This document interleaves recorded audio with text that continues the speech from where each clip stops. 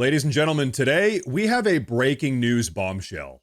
You see, according to an inside source, right at this very moment, there are deep state actors inside of the FBI actively scrambling to delete all of the files pertaining to Jeffrey Epstein.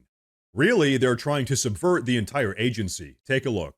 Maybe give us a closer in perspective as to what the subversion is happening inside of the building right now. I mean, it's obviously you're going to have like an antibody reaction to somebody Absolutely. like Cash. I'll give you a big one that I heard recently, which was already passed on, is that there are FBI servers that are sort of standalone, and people inside the FBI have been working night and day to destroy files on these servers. And I was told that once these files are destroyed, the way they are set up, that even Elon Musk could not restore them. So that's happening right now as we speak. That's happening with Kash Patel being the director. It was happening before he got there. And so that subversion, like I said, started immediately. You hear that? For some reason, the deep state really doesn't want these Epstein files to get released to the public.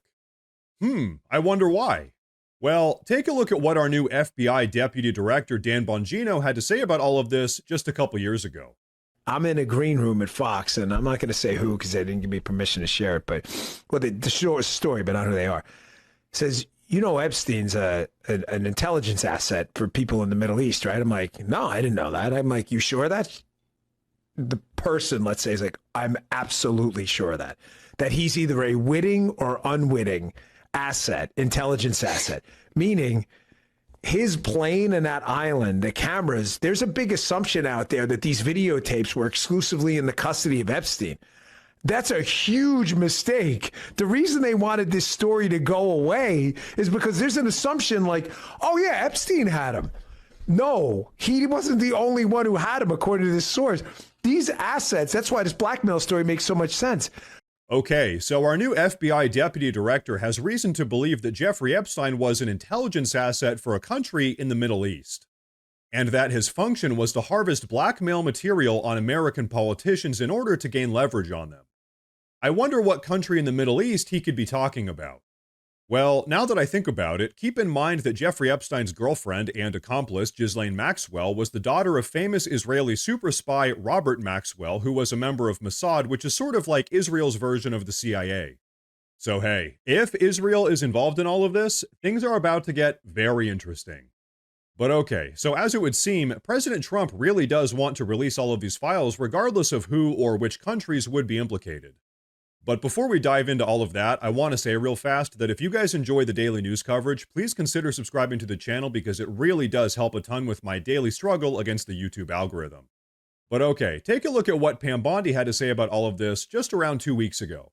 Cash has talked about a lot, and you have, when it comes to Jeffrey Epstein and the people who are like predators in this country. Yeah. They've been given a pass, and a lot of Americans think these guys got a pass for a long time, and maybe even are still being protected right now. Where are we at with the Jeffrey Epstein list, the documents? And Cash has made a lot of public statements about this. Where are we at? I was briefed on that yesterday. I can't talk about that publicly, but you know, President Trump has given a very strong directive, and that's going to be followed. Wow.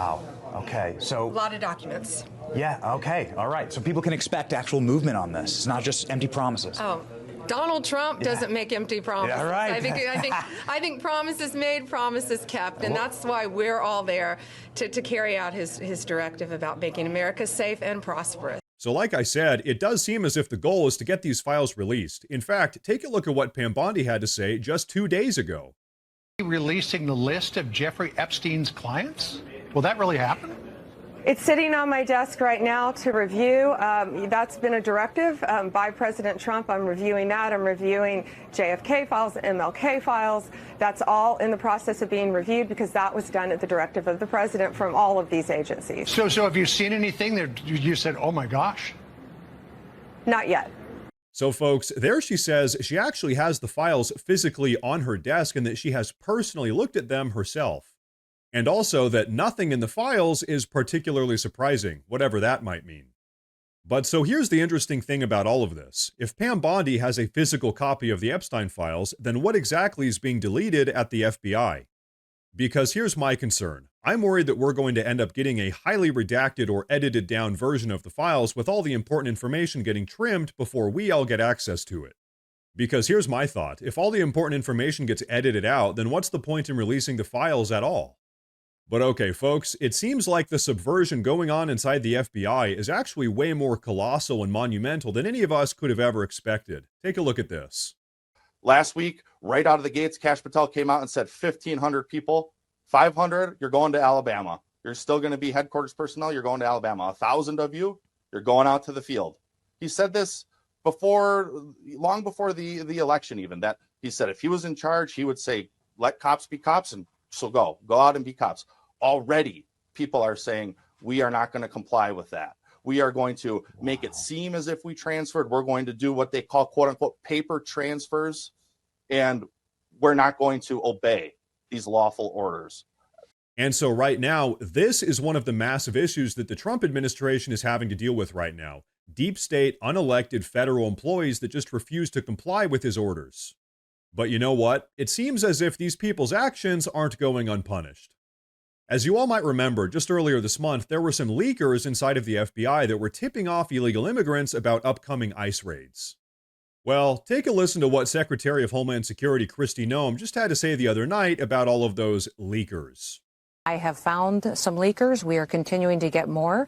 They will be fired. There will be consequences. And remember, when they leak information to the press in order to blow an op, they are putting law enforcement lives in jeopardy. They are risking their lives and putting their families in the position where they'll have to live without those individuals any further. So you bet we have used every tactic that we have. If you remember, we talked just last week about how I'm using polygraphs to go after and to really interview these folks. Because we are a national security agency, I have that tool I can use.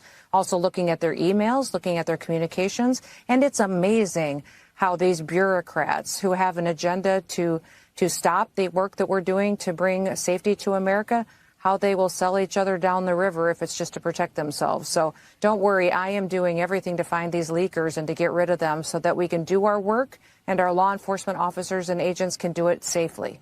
You hear that? All of those leakers and anyone else inside of the federal government that's illegally looking to subvert President Trump's agenda, they're all getting held accountable. And you know what? Thank God. These people actually thought that they could just act with complete and total impunity, not only ignoring Trump's mandates, but actually actively working to undermine them. Yeah, that's not how things work. The Trump administration is out here cracking skulls on a daily basis, so to speak, exposing every day just how corrupt our federal government has become. So thank God the Washington, D.C. swamp is finally getting drained. But folks, I think that's going to be a wrap for today's video, so please go down below and drop a comment. Let me know what you think about all of this. Please like the video if you liked the video. Like I said earlier, please consider subscribing to the channel because it really does help a ton. Thank you all very much for watching, and of course, as always, stay safe.